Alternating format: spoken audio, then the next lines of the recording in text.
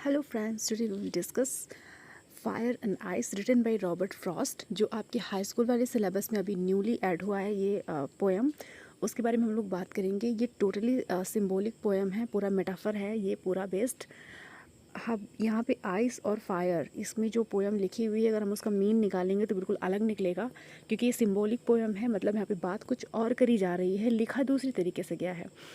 Fire की बात करें तो फायर यहाँ पे लिया गया है डिज़ायर से, ठीक है, पैशन से, कंपटीशन से, जो आजकल लोगों के बीच में और कंट्रीज़ के बीच में है। और आइस को यहाँ पे डिनोट किया गया है हेट से। तो अब हम जान लेते हैं कि रॉबर्ट फ्रॉस्ट के कहने का मतलब है कि जो ये दुनिया है या तो आग से ख़त्म होगी या फिर फायर से, जो उन्होंने पोएम लिखा है। तो अब हम लोग इसको लाइन टू लाइन स्टडी करके शायद समझ सकते हैं।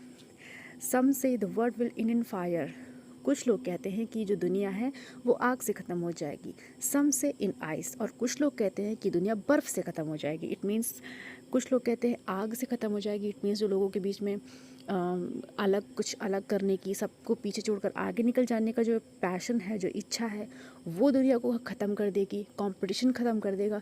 या फिर आइस, जो एक दूसरे के प्रति घृणा है, हेट है, वो चीज़ दुनिया को ख़त्म कर देगी।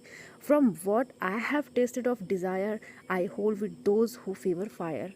अब यहाँ पे रॉबर्ट फ्रॉस्ट अपना पॉइंट ऑफ व्यू रख रहे हैं कि मैंने जो टेस्ट किया है, मैंने जो देखा है चीज़ों को, जो मैंने जाना है, मैं उन लोगों के साथ रहूँगा। I hold with those who favour fire, जो आग की तरफ मतलब उनका जो वोट आग की तरफ है, तो मैं उन लोग की तरफ जाना चाहता हूँ। इतनी सी दुनिया जो है वो आग से ही ख़त्म होगी। आग का मतलब यहाँ पे ये हो गया कि जैसे कंट्रीज़ के बीच में वार हो जाते हैं, अभी जैसे हो ही रहा है, ताज़ा ताज़ा चल ही रहा है।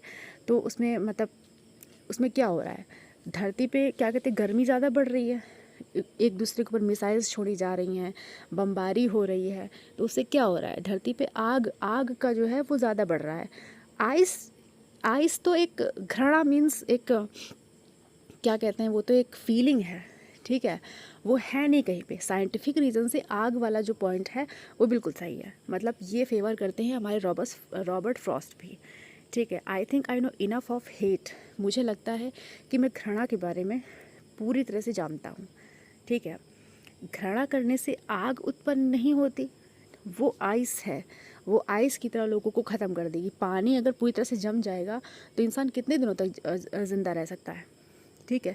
To say that for destruction ice is also great, और एक तरह के पॉइंट ऑफ व्यू से इस बर्फ़ का टूटना भी सही है। बर्फ़ जिसको उन्होंने हेट को लेके जो उन्होंने डिनोट किया है, तो उनके कहने का मतलब ये है कि हेट अगर ख़त्म हो जाए, आइस ये टूट जाए, तो ये बहुत महान चीज़ होगी एंड वुड सफिस, और ये हेट ही दुनिया को ख़त्म करने के लिए सफिशियंट होगी।